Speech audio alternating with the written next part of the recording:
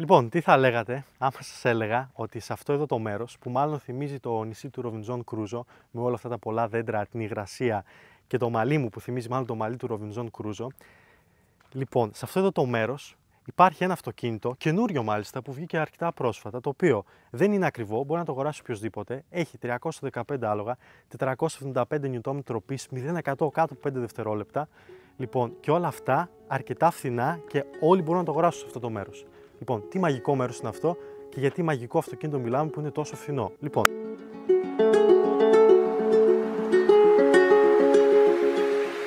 Look at the sky.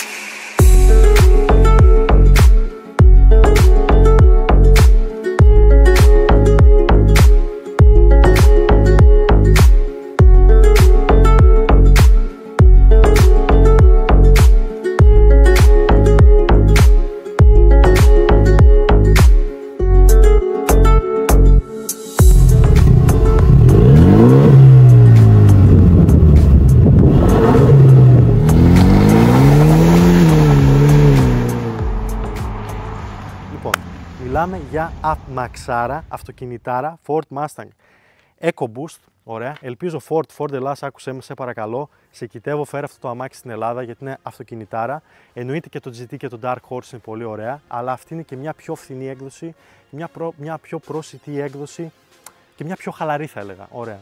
Ειδικά αυτή η Cabrio που έχουμε σήμερα. Λοιπόν, θα μιλήσω έτσι στη συνέχεια, θα πω κάποια πράγματα παραπάνω. Λοιπόν, σε παρακαλώ, Ford, φέρε αυτό το αμάξι, είναι ένα πάρα πολύ ωραίο αυτοκίνητο, ειδικά για την Ελλάδα, γιατί είναι έτσι για χαλαρές βόλτες, κατεβάζει την οροφή, έχει ωραίο καιρό έξω, είναι ένα αρκετά όμορφο σεξουαλικό αμάξι από έξω, άμα το δούμε. Σήμερα έχουμε ένα πάρα πολύ όμορφο έτσι κόκκινο βυσσινί, κάποιος θα λέγει ότι ίσως μοιάζει με ρόδιο αυτό το χρώμα. Παρ' όλα αυτά, αυτό το χρώμα του πάει πάρα πολύ και το μαύρο θα του πήγαινε και ίσως ένα καινούριο μπλε που έχει βγάλει. Αλλά το κόκκινο είναι και το πιο προκλητικό χρώμα και μάλιστα εδώ στην Αμερική που ήδη κυκλοφορούν κάποια Mustang καινούρια μπορούμε να τα δούμε. Ό,τι Mustang έχω δει το έχω δει σε γκρι ή μπλε ή μαύρο χρώμα. Δεν έχω δει κανένα άλλο σε κόκκινο. Αυτό είναι το μοναδικό που έχω δει σε έτσι κόκκινο βυσσινή χρώμα και μπορώ να πω ότι είναι το πιο σεξουαλικό χρώμα και του ταιριάζει απίστευτα πάρα πολύ. Και οι Αμερικάνοι που έχουν συνηθίσει να βλέπουν τέτοια αυτοκίνητα και άλλα muscle cars κτλ., όταν βλέπουν αυτό το αμάξι, τους αρέσει πάρα πολύ. Θα σε αφήσουν να περάσει πρώτο στον δρόμο, θα σε χαιρετήσουν, θα σου πούνε wow, τι αμαξάρι είναι αυτή κτλ. Γιατί καταλαβαίνουν ότι ναι, μεν μπορεί να είναι η απλή έκδοση, παρόλα αυτά είναι καινούριο αμάξι, 7η γενιά και είναι απίστευτα όμορφο, κατά τη γνώμη μου. Κάποιος μπορεί να πει ότι ναι, δεν είναι τόσο aggressive όσο πούμε η GT, η Dark Horse ή whatever, ας πούμε η Shelby που δεν έχει βγει καν η Shelby. Ή μπορεί να μην του αρέσουν κάποια εξωτερικά πράγματα που υπήρχαν στην 6η γενιά. Παρ' όλα αυτά, πιστέψτε με, άμα το δείτε από κοντά, είναι σαν ένα διαστημόπλιο. Ωραία. Ειδικά από μπροστά, άμα έρθουμε και δούμε πώς είναι από μπροστά η μάσκα και τα πάρα πολύ ωραία καινούρια optics φανάρια που έβαλε η Ford, που θυμίζουν λίγο την Alfa Romeo, νομίζω έτσι που είναι έτσι τετραγωνισμένα κτλ. Εμένα μου αρέσουν πάρα πολύ, ειδικά άμα δείτε ένα τέτοιο αυτοκίνητο να έρχεται κατά πάνω σας, που έχω δει έτσι μερικά στο δρόμο, σας φοβίζει έτσι, καταλαβαίνετε ότι έρχεται κάτι άγριο. Παρόλο που είναι EcoBoost, ναι, δεν έχει τόσο πολλά άλογα κτλ. Εγώ τώρα θα βάλω μπρος το αμάξι για να το ακούσετε. Θα βάλω και τα alarm για να δείτε πώς δουλεύουν αυτά τα φανάρια.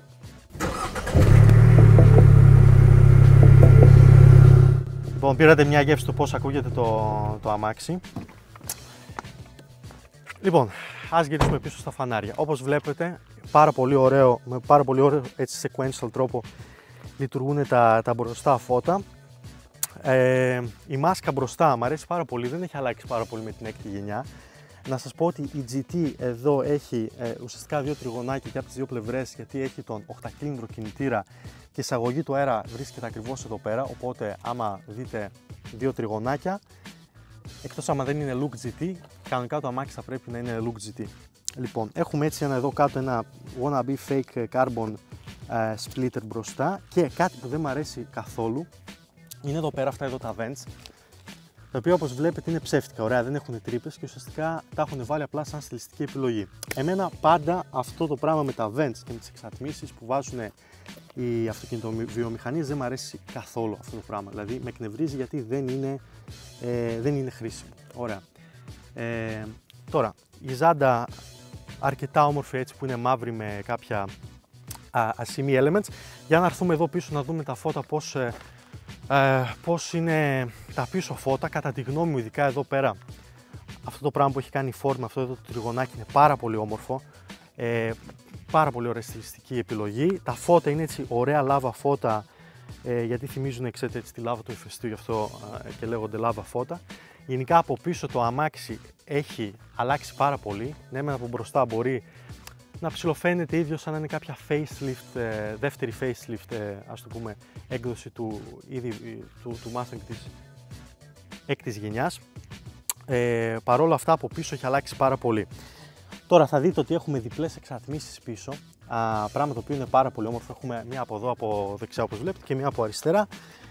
Εγώ θα έλεγα ότι άμα η Ford φέρει αυτό το αμάξι στην Ελλάδα και έχετε παραπάνω χρήματα να δαπανίσετε για αυτό το αμάξι, σας παρακαλώ βάλτε τις 4 εξατμίσεις, να έχετε quad exhaust, γιατί φαίνεται αρκετά πιο sport και πιο aggressive με 4 εξατμίσεις. Ωραία. Οι GT και Dark Horse έρχονται από μόνοι τους με 4 εξατμίσεις, ναι, γιατί έχουν μεγαλύτερη μηχανή, έχουν την V8 μηχανή. Τώρα, μιας και λέω για τη μηχανή, να σας δείξω κάποια πράγματα για τη μηχανή.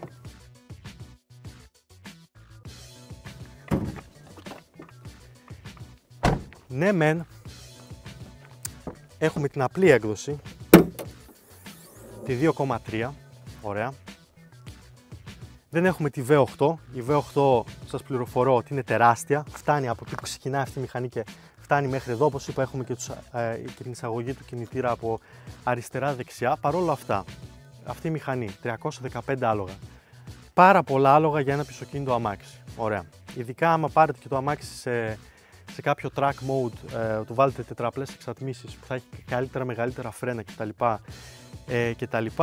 Μπορείτε με κάποιες ελάχιστες βελτιώσεις να του βάλετε άλλο intercooler, ωραία, να του βάλετε άλλη τουρμπίνα, να του αλλάξετε φίλτρο εισαγωγής κτλ. Και με ένα μικρό chip tuning. Εννοείται πρέπει να βάλετε άλλα φρένα γιατί τα stock φρένα του δεν του φτάνουν.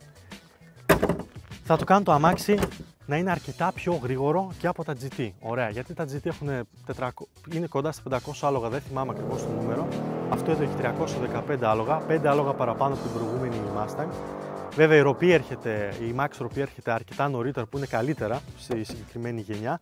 Αλλά με αυτές τις βελτιώσεις που σας είπα και ειδικά για την Ελλάδα που ξέρω ότι έχουμε θέμα με τα 5 αυτοκίνητα, με τεκμήρια φόρους και τέτοια πράγματα, παίρνουμε, άμα το φέρει Ford Ελλάς, άμα δεν το φέρει Ford Ελλάς, το φέρνουμε από την Αμερική αυτό το αμάξι, αλλάζουμε intercooler, τουρμπίνα, πρόγραμμα κτλ. Και είμαστε πιο γρήγοροι και πιο ελαφροί από τα GT. Στο μόνο που θα υστερούμε είναι στον φοβερό ήχο του Coyote, του 5 λίτρου GT κινητήρα. Τώρα, για να μπούμε μέσα, να μιλήσουμε για το αμάξι από μέσα. Παρακαλώ τον οπερατέρ να περάσει μέσα.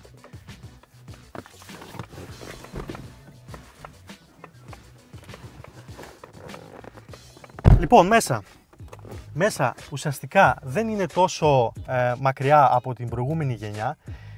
Πάλι πίσω δεν έχουμε καθόλου χώρο όπως θα δείτε πίσω, δεν κάθεται κάποιος επιβάτης με τίποτα βασικά. Παρόλο αυτά σας πληροφορώ ότι άμα είστε αγόρι, ωραία, και έχετε έναν φίλο σας και μπορείτε, πάτε σε ένα κλαμπ ή κάπου κτλ. Έχετε χώρο να βάλετε δύο φίλες σας πίσω, δύο κοπέλες, ωραία. Άμα είχατε ας πούμε μια Boxster ή ένα αυτοκίνητο το οποίο είναι απλά Roadster και δεν έχει πίσω καθίσματα, δεν θα μπαίνει κοπέλες. Οπότε γενικά το να έχεις ένα κουπέ 2x2 ή ένα convertible το οποίο είναι 2x2, ναι μεν δύο άντρες δεν μπαίνουν πίσω, αλλά μπορείς να βάλεις δύο κοπέλες, είναι πάρα πολύ σημαντικό. Τώρα, έχει αρκετά καλά υλικά κατασκευής θα το έλεγα, έχει εδώ ύφασμα, λίγο δέρμα εδώ πέρα, οπότε έχει ουσιαστικά και δέρμα και ύφασμα. Αυτό που δεν μου αρέσει πολύ είναι αυτό το fake carbon που έχουν βάλει παντού fake carbon, έχουν και οι πόρτες και εδώ πέρα αριστερά ας πούμε και στην πόρτα του συνοδηγού και εδώ στο κεντρικό ταμπλό έχουμε πολύ fake carbon. Παρ' όλα αυτά τελικά κατασκευής δεν τρίζει τίποτα, ωραία, όπως τρίζει ας πούμε στην Camaro, βλέπετε το τιμόνι τίποτα δεν τρίζει. Μπράβο, και άμα σκεφτούμε το αμάξι κάνει 35-40 δολάρια, η πιο απλή έκδοση, είναι πάρα πολύ καλά γιατί για σχετικά λίγα λεφτά για την Αμερική έχουμε μια αρκετά καλή ποιότητα κατασκευής. Ένα πράγμα που είναι κακό σε αυτό το αμάξι είναι ότι η EcoBoost έχει αυτόματο 10τάχυτο κυβότιο ταχυτήτων. Λοιπόν, το οποίο δεν έχει ούτε το πλην συν ούτε τα paddle shifters από πίσω. Ωραία.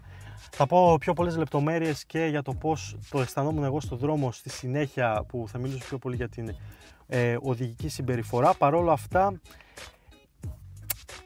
υπάρχει εδώ μια έκπληξη. Ωραία. Αυτή την έκπληξη θα τη μάθετε μετά. Αρκετά ευρύ χώρο για μένα τον οδηγό και για τον συνεπιβάτη, γιατί υπάρχει πάρα πολλής χώρος και το αμάξι είναι αρκετά φαρδί. Ουσιαστικά έχει αυτό εδώ το πραγματάκι να βάζουμε κάποια πράγματα μέσα. Τα υλικά είναι αρκετά μαλακό, είναι πάρα πολύ ωραίο το ύφασμα εδώ πέρα, το δέρμα. Τα πλαστικά είναι μαλακά και ωραία. Βλέπετε ότι εδώ μπαίνουν αμερικάνικου τύπου ποτήρια στις ποτηροθήκες. Έχουμε ηλεκτρονικό φρένο για στάθμιση. Ωραία. Κρίμα, γιατί στα προηγούμενα Mustang είχαμε ένα κανονικό φρένο, χειρόφρενο, ωραία, και άμα θέλουμε να ντριφτάρουμε, σηκώνουμε το χειρόφρενο και ντριφτάρουμε. Εδώ δεν μπορούμε να το κάνουμε γιατί έχουμε το ηλεκτρονικό φρένο. Λοιπόν, παρόλα αυτά, πάλι, άμα το φέρει Ford στην Ελλάδα και άμα έχετε παραπάνω χρήματα, σας παρακαλώ, βάλτε το extra option που είναι ουσιαστικά το drift brake. Ωραία. Αντί για το ηλεκτρονικό φρένο θα έχετε εδώ ένα drift brake, το οποίο το σηκώνετε. Το αμάξι έχει ηλεκτρονική υποβοήθηση να σας βοηθήσει να ντριφτάρετε πιο εύκολα, και πιστεύω ότι σε αυτό το αμάξι, επειδή έχει αρκετά άλογα, ωραία, και μπορείτε να το βάλετε πιο πολλά άλογα και είναι και πισωκίνητο κτλ., το να έχετε drift brake θα βοηθήσει πάρα πολύ. Ωραία. Θα αναβαθμίσει πάρα πολύ την οδηγική συμπεριφορά του αυτοκινήτου. Λοιπόν, και να τελειώσουμε λίγο εδώ με το ταμπλό, το infotainment system. Ωραία, να το βάλω μπρος το αμάξι, να το ακούσετε και άλλη μια φορά. Ουσιαστικά έχουμε δύο οθόνες στην απλή έκδοση, στην EcoBoost έκδοση. Στην GT και στην Dark Horse έχουμε ένα ενιαίο ταμπλό, okay, το οποίο μου φαίνεται πιο όμορφο. Ωραία. Παρ' όλα αυτά, εντάξει, το αυτοκίνητο δεν είναι τόσο ακριβό. Δεν θα κλαίμε τώρα ότι έχει δύο οθόνες αντί για μία οθόνη. Το ωραίο είναι ότι έχει Apple Play, Apple CarPlay ή Android Auto. Οπότε μπορούμε να έχουμε εδώ το GPS, το navigation, τα πάντα, να συνδέουμε εύκολα το κινητό μας, να παίζει μουσική, και αυτό είναι πάρα πολύ χρήσιμο. Έχουμε ένα πράγμα που δεν μου αρέσει καθόλου, είναι το air condition, γιατί δεν υπάρχουν κουμπάκια το air condition εδώ πέρα στη κεντρική κονσόλα. Και πρέπει να αλλάζουμε τις ρυθμίσεις εδώ πέρα, ας πούμε, να το πάμε ή auto ή να το ανεβάσουμε 1, 2, 3, δηλαδή αυτό είναι πάρα πολύ, ειδικά άμα οδηγάτε, ωραία, και οδηγάτε γρήγορα και θέλετε να το κάνετε γρήγορα, δεν μπορείτε να το κάνετε. Το ίδιο με το air condition και με όλες αυτές τις επιλογές για τη θέρμανση των καθισμάτων κτλ. Όλα από το ταμπλό, δεν είναι τόσο εύκολο. Ένα πράγμα που είναι πάρα πολύ ωραίο είναι εδώ το κουμπάκι, το My Mustang, λοιπόν, το οποίο είναι powered by Unreal Engines και έχει πάρα πολύ όμορφα animations. Ουσιαστικά μπορείτε εδώ να βάλετε τι ρυθμίσεις θέλετε να βλέπετε. Ωραία, ας πούμε το boost μας, τα G-forces που έχουμε άμα πηγαίνουμε, ξέρω εγώ, πολύ γρήγορα ή φρενάρουμε αριστερά δεξιά, θα μας δείξει τα G's. Μετά για το λάδι, ας πούμε, η πίεση λαδιών, η θερμοκρασία λαδιών, η θερμοκρασία κινητήρα, δηλαδή ό,τι χρειάζεται, ωραία, μπορούμε να τα έχουμε εδώ πέρα. Βλέπετε, έχουμε πάρα πολλά όργανα, στο πούμε, και βάζουμε τα τρία όργανα αυτά που μας χρειάζονται πιο πολύ απ' όλα, που εγώ θεωρώ ότι αυτά τα τρία όργανα είναι τα καλύτερα. Έχουμε μέχρι και θερμοκρασία στους κυλίνδρους του κινητήρα. Ωραία. Αυτό είναι προφανώς για track use. Εμείς τώρα που δεν είμαστε σε πίστα, αυτό δεν είναι τόσο χρήσιμο. Κάτι άλλο που μπορούμε να κάνουμε εδώ πέρα στο My Mustang είναι ουσιαστικά, για να πάω πίσω, να αλλάξουμε τα χρώματα, τα γραφικά που έχει επιλέξει η Ford για το συγκεκριμένο αυτοκίνητο. Τι θα ήθελα να σας δείξω. Λοιπόν, έχουμε εδώ, πατάμε το My Mustang και αυτό που σας έλεγα πριν για το My Color μπορούμε να το δούμε πάρα πολύ αυτή τη στιγμή, επειδή είναι νύχτα και φαίνεται έτσι πιο ωραία, πιο λαμπερά τα πράγματα. Αυτή τη στιγμή έχουμε δύο χρώματα, έχουμε το primary black και secondary έτσι ένα mauve. Λοιπόν, πείτε ότι δεν σας αρέσουν αυτά τα χρώματα και γράψτε μου στα comments τι χρώμα θα κάνετε εσείς να φαίνεται το ταχόμετρο και το speedometer, ας πούμε, στο δικό σας Mustang. Εγώ θα επιλέξω να κάνω primary έτσι ένα πράσινο, toxic πράσινο, toxic green, και θα βάλω αυτό το μπροντζέ, όχι αυτό, θα βάλω, ναι, αυτό έτσι ένα καφέ μπροντζ. Βλέπετε αμέσως πως άλλαξε το ταχόμετρο και το speedometer που έχουμε. Μπορούμε να επιλέξουμε και διαφορετικά cluster themes, ας πούμε, μπορεί να έχουμε το normal που είναι τώρα, δεν μου αρέσει τόσο πολύ, αλήθεια είναι. Μπορεί να έχουμε αυτό το sport που, όπως είπα, μοιάζει με τα BMW, εγώ προτιμώ το track. Έχουμε και το calm, να δείτε πώς φαίνεται τη νύχτα, και το fax body, το οποίο κατά τη γνώμη μου είναι και πάρα πολύ ωραίο, είναι και retro look. Εδώ δεν αλλάζουν πολλά πράγματα, θα φαίνεται έτσι πράσινο των 80s, 90s. Εγώ θα αφήσω στο sport, όχι στο track, που μου αρέσει πολύ, και πείτε μου σας παρακαλώ εσείς τι χρώματα θα βάζετε. Γενικά μπορείτε, βλέπετε, να παίξετε με τα χρώματα, αντί για καφέ θα βάλουμε μπλε και αλλάζει εδώ, απευθείας γίνεται μπλε, ωραία. Το ίδιο και με το primary χρώμα το κάνουμε κόκκινο, αμέσως τα καύσιμα που έχουμε και η θερμοκρασία γίνονται κόκκινα. Εγώ θα το πάω πίσω στο χρώμα που επέλεξα, γιατί μου άρεσε, και όπως βλέπετε γενικά μπορείτε να παίξετε και δεν θα βαρεθείτε καθόλου.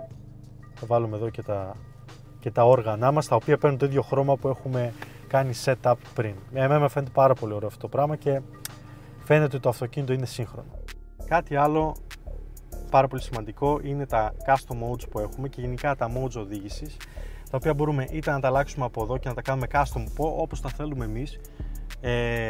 Μπορούμε μέχρι να κάνουμε και line lock στο συγκεκριμένο αμάξι και να κάνουμε donuts πολύ εύκολα, ωραία, με ηλεκτρονική υποβοήθηση προφανώς από το αυτοκίνητο.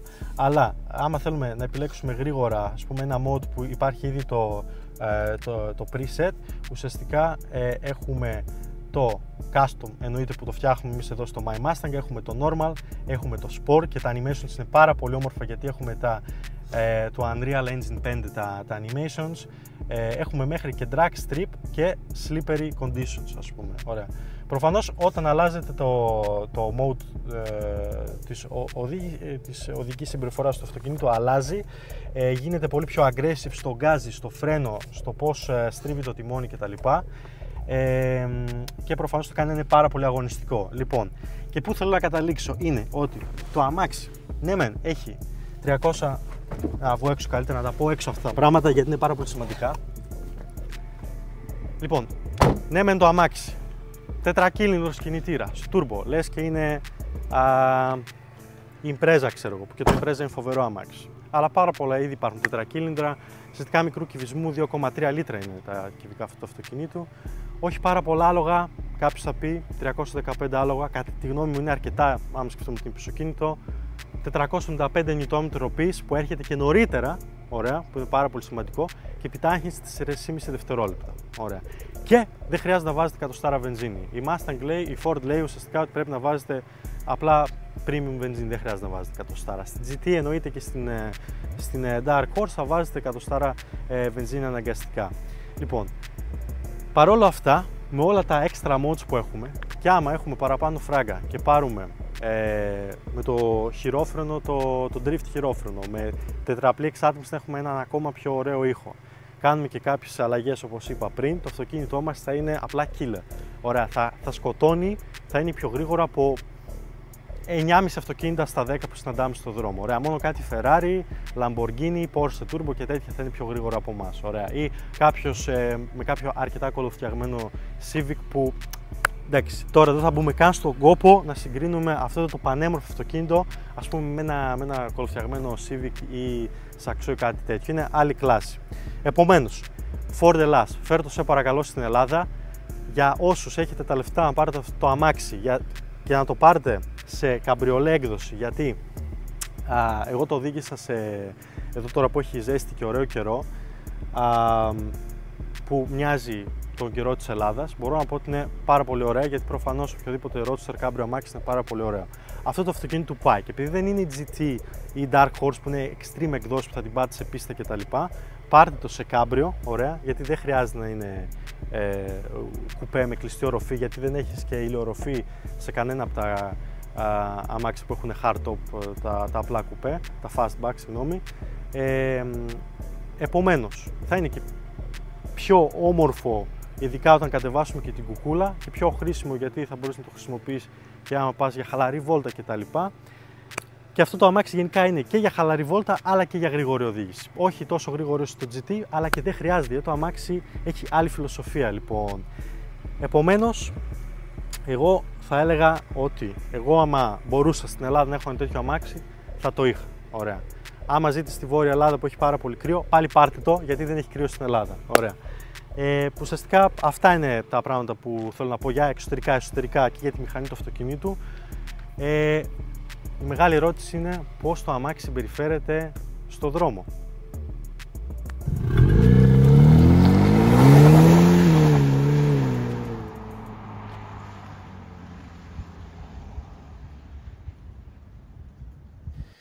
Λοιπόν, τώρα που έχουμε μπει στο αμάξι και θα μιλήσουμε περί οδήγησης, να το βάλουμε μπρος ξανά να ακούσουμε πώς κάνει. Εντάξει, δεν κάνει κάποιο ακραίο θόρυβο. Και πριν φύγουμε, σαν άντρες που μας αρέσουν πάρα πολύ τα αυτοκίνητα, θα μπούμε στο My Mustang και θα αλλάξουμε το cluster μας. Ωραία. Εγώ όμως, σε συγκεκριμένη περίπτωση, θέλω να χρησιμοποιήσω το track. Ωραία. Λοιπόν, το track ενεργοποιείται και από μόνο το αυτόματα άμα βάλουμε το track mode. Απλά εγώ δεν θα το βάλω γιατί έχει βρέξει, το δόστρωμα είναι αρκετά slippery και φοβάμαι το οδηγήσω χωρίς stability control και χωρίς όλα αυτά τα πράγματα. Επομένως θα έχω εδώ το track μου και θα βάλω mode sport, να έχουμε έτσι μια sport οδήγηση. Το traction control το αφήνουμε και θα αφήσω εδώ τα τρία όργανα που με ενδιαφέρουν: boost, G-forces και η πίεση των λαδιών. Έχουμε και άλλα modes που μίλησα πριν, αλλά εμένα με ενδιαφέρει πιο πολύ το boost και τα G, γιατί μου φαίνεται ότι είναι τα πιο ενδιαφέρουσα. Λοιπόν, μου αρέσει πάρα πολύ αυτό το cluster. Θα ήθελα να το οδηγήσω στην πίστα σε κανονικό track mode, χωρίς ESP, χωρίς τίποτα. Μπορούμε να απενεργοποιήσουμε και το line lock, να κάνουμε donuts. Αυτό θα είναι φοβερό να το κάνουμε. Το αμάξι είναι καινούριο, λοιπόν, έχει κάνει μόνο ούτε 4.000 μίλια, επομένως η μηχανή ακόμα στρώνεται και εγώ η αλήθεια είναι δεν θέλω να το αμάξι να πάθει κάποια βλάβη, κάτι τέτοιο, γιατί καταλαβαίνω ότι ο κινητήρας πρέπει να το στρώσουμε. Επομένως δεν μπορώ να το πάω τάπα και επίσης δεν έχω και πού να το πάω γρήγορα, γιατί οι δρόμοι είναι απλά μια ευθεία με αρκετά μικρά speed limits, με πάρα πολύ μεγάλη τύχη. Βρήκα αυτόν εδώ το δρόμο που έχει λίγες στροφές, μπορούμε στο κάπως να καταλάβουμε τι κάνει το αμάξι, πώς τρίβει, και μετά από λίγη οδήγηση που έχω κάνει στο συγκεκριμένο αμάξι μπορώ να πω ότι μου αρέσει πάρα πολύ πώς τρίβει, πώς συμπεριφέρεται. Οι κατασκευαστές της Ford έκαναν πάρα πολύ καλή δουλειά στο σασί του αυτοκινήτου. Υπάρχουν μεγάλες διαφορές και με την προηγούμενη γενιά, την έκτη, και με την πέμπτη που είχα την ευκαιρία να οδηγήσω και τις δύο γενιές. Αυτή μου αρέσει πιο πολύ απ' όλα και μου αρέσει που μπορώ να αλλάξω όλα αυτά τα modes, να κάνω custom modes κτλ. Πράγματα τα οποία μπορούσα να κάνω στην προηγούμενη γενιά, αλλά έπρεπε, ήταν σαν extra option αυτό το πράγμα. Εδώ το κάνουμε με τη βασική έκδοση και γουστάρω που μπορώ να το κάνω. Ωραία. Τώρα, είπαμε, το τιμόνι σου δίνει έτσι ένα ωραίο sharp feeling, μου αρέσει πως τρίβει το αμάξι. Το φρένο είναι αρκετά νευρικό, δηλαδή με το που πατάς κοκαλώνει αμέσως. Εγώ δεν έχω καταλάβει ακόμα πώς δουλεύει το φρένο. Πολύ περίεργος τρόπος λειτουργίας και κάπως σε μπερδεύει. Είναι σαν να μην ξέρεις να οδηγάς. Λοιπόν, εντάξει, θέλει λίγη συνήθεια να συνηθίσουμε το φρένο και επίσης είναι και ένα σπόρο αμάξι, επομένως πρέπει και το φρένο να τσιμπάει λίγο παραπάνω. Μαζεύει τα χιλιόμετρα, τα μίλια στη συγκεκριμένη περίπτωση αρκετά γρήγορα, δηλαδή δεν μπορείς να καταλάβεις πότε τα έχει μαζέψει, το οποίο είναι πρόβλημα. Πρόβλημα όχι τόσο στην Ελλάδα, πρόβλημα εδώ, γιατί έχει αρκετά μικρά όρια ταχύτητας και δεν υπάρχουν και πάρα πολλοί δρόμοι που μπορούμε να το οδηγήσουμε γρήγορα, όπως είπα. Επομένως, θες να το πας γρήγορα, δεν μπορείς. Στην Ελλάδα τα πράγματα θα είναι καλύτερα γιατί μπορούμε να το οδηγήσουμε γρήγορα, και σε αυτή εδώ την περίπτωση, στην Ελλάδα, ας πούμε, που έχουμε πιο στενούς δρόμους με πιο πολλές στροφές, η EcoBoost είναι καλύτερη από την GT. Γιατί Γιατί για να ευχαριστηθούμε τον ήχο της GT και το top line performance που σου φέρνει με τα άλογα και την τυροπή που η μέγιστη τυροπή τη φτάνει στις 7.700 στροφές, άμα δεν κάνω λάθος. Μάγκα μου, πού θα πας με 7.700 στροφές? Δηλαδή το αμάξι με 350 άλογα, για να φτάσεις σε αυτές τις στροφές πρέπει να είσαι σε πίστα. Ωραία. Σε δρόμους, σε σερπαντίνες, βουνά στην Ελλάδα δεν μπορείς να το κάνεις αυτό. Επομένως η EcoBoost που φτάνει στο max torque γύρω στις 5.000 στροφές είναι καλύτερη. Ωραία, για τέτοιου τύπου δρόμους. Γιατί μπορείς να απολαύσεις το μέγιστο της ροπής συντομότερα, πράγμα το οποίο είναι πιο ρεαλιστικό σε αυτούς τους δρόμους.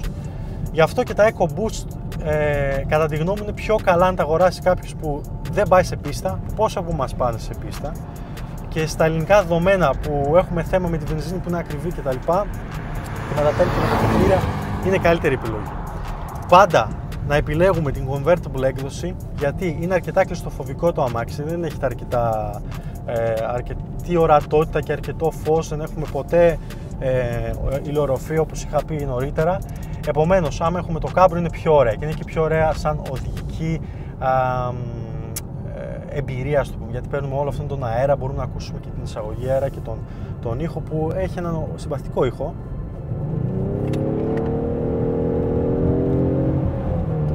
Ήδη έχουμε φτάσει πάνω από 120 χιλιόμετρα την ώρα. Επομένως, φανταστείτε να έχουμε τον V8 κινητήρα που ακούγεται ακραία, ωραία, αλλά για να φτάσουμε τις ωραίες νότες του κινητήρα, αυτές τις που σου σηκώνεται η τρίχα και εκεί που χτυπάει η αδρεναλίνη, αυτός ο δρόμος δεν μας φτάνει και δεν μας φτάνει και πάρα πολύ δρόμο. Λοιπόν, γυρνάμε πίσω. Convertible για την Ελλάδα, δηλαδή Cabrio θα είναι καλύτερη επιλογή. Τώρα, τα EcoBoost έρχονται πάντα αυτόματα και ξέρω ότι εμείς στην Ελλάδα έχουμε θέμα με τα αυτόματα, μας αρέσουν τα χειροκίνητα, γιατί και καλά έχουμε καλύτερο έλεγχο του αυτοκινήτου, που είναι αλήθεια, και σε ένα τέτοιο αμάξι όντως θα ήθελες να έχεις την επιλογή να αλλάζεις μόνος σου τις ταχύτητες. Λοιπόν, για κάποιο λόγο η Ford μας την πήρε αυτή την επιλογή από μας. Δεν υπάρχει κάποιο αυτόματο κυβότιο που μπαίνει στα EcoBoost, το οποίο σου δίνει είτε την ικανότητα να έχεις τα paddle shifters, τη δυνατότητα, είτε να μπορείς να αλλάζεις χειροκίνητα, ας πούμε, τις ταχύτητες σε ένα semi-auto mode, και ούτε μας δίνει την επιλογή του να έχουμε χειροκίνητο κυβότιο ταχυτήτων που είχαμε στην προηγούμενη γενιά και στην πέμπτη γενιά.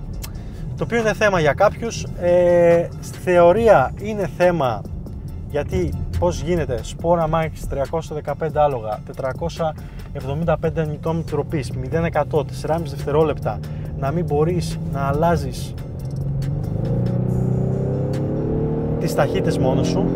Σας πληροφορώ ότι το αμάξι είναι αρκετά έξυπνο και ξέρει πότε να τις αλλάξει, ξέρει πότε να κάνει downshifting, γι' αυτό και το αμάξι είναι αρκετά responsive. Έχει 10 ταχύτητες, δεν έχει 4 ή 5 ας πούμε που είχαν τα παλιά αυτόματα Mustang. Επομένως, για casual οδήγηση που δεν θα πηγαίνετε άνω των όριο ταχυτήτων, θα πηγαίνετε σπάνια, δηλαδή θα ξεπερνάτε αυτό το όριο, ή ξέρω εγώ άμα θα πηγαίνετε γρήγορα αλλά όχι σε τέτοιο βαθμό που πρέπει, να σας πω, να είστε τόσο γρήγορος ώστε να σώσετε 2 ή 3 δέκατα του δευτερολέπτου. Ωραία. Το αυτόματο κυβότιο κάνει αρκετά καλή δουλειά, δεν το χρειάζεστε. Λοιπόν, για να μην πολυλογώ, γιατί μπορείς να πεις πάρα πολλά πράγματα για αυτό το αμάξι, είναι ένα φοβερό αυτοκίνητο και το συναίσθημα που σου χαρίζει γενικά όλα αυτά τα Mustang, αυτό το ωραίο το συναίσθημα ότι οδηγάς ένα αμάξι με ιστορία, ένα αυτοκίνητο που το σέβονται όλοι και το αγαπάνε, και εδώ στην Αμερική που έχουν δει χιλιάδες Mustang και τα καινούργια Mustang πλέον εγώ έχω συναντήσει 4-5, βέβαια όχι σε αυτό το ωραίο προκλητικό σεξι κόκκινο χρώμα, αλλά και σε άλλα χρώματα, οι Αμερικάνοι τα αγαπάνε και πέρα ότι το αγαπάνε, σου δίνουν και αρκετό σεβασμό.